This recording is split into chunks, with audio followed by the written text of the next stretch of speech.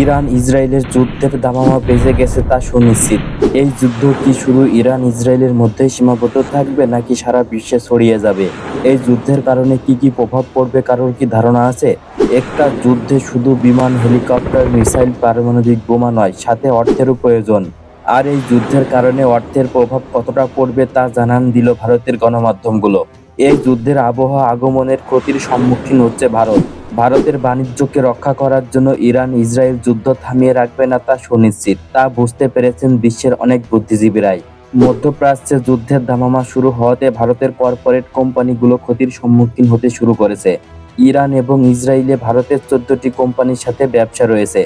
ইতিমধ্যে এই যুদ্ধের প্রভাবে ভারতের শেয়ার বাজারের প্রভাব দেখা যাচ্ছে।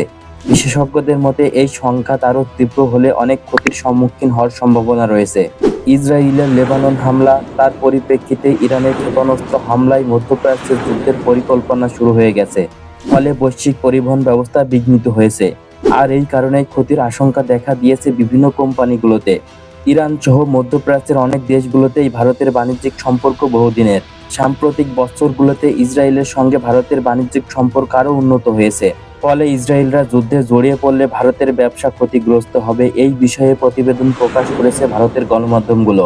তাদের মতে আদানি গ্রুপের মতো বড় বড় প্রতিষ্ঠান ক্ষতি হওয়ার সম্ভাবনা রয়েছে এই যুদ্ধ তীব্র হলে। ইতিমধ্যে ইরান ইসরায়েলের যুদ্ধের প্রভাবে ইন্ডিয়ান কোম্পানিগুলোর শেয়ারের দাম 2 থেকে 3% হ্রাস পেয়েছে। এছাড়াও আমদানি রপ্তানি বাণিজ্য ব্যাহত হওয়ার সম্ভাবনা রয়েছে। ইসরায়েল হামাস সংঘাতের পর অতি বিদ্রোহীরা লোহিত সাগরের জাহাজগুলোতে হামলা চালাতে শুরু করেছে, যার ফলে বৈশ্বিক বাণিজ্যের সমস্যা দেখা দিয়েছে। কিন্তু এই অবস্থায় দাঁড়িয়ে ভারত কোন সিদ্ধান্ত নেবে, ঠিক কোন দিকে যাবে, সেটাও এখন বড় সিদ্ধান্তের ব্যাপার।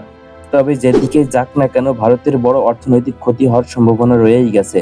যদি ভারত ইরানকে সমর্থন জানায় তবে ইসরায়েলের সাথে বাণিজ্যিক সম্পর্ক নষ্ট হয়ে যাবে।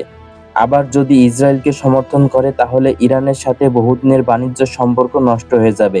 তো বলাই যায় ভারত এখন মাইনকের চিপায় পড়ে গেছে। শুধু ভারত না, বিশ্বের স্বল্পোন্নত দেশগুলোর উপর এর প্রভাব মারাত্মকভাবে পড়বে।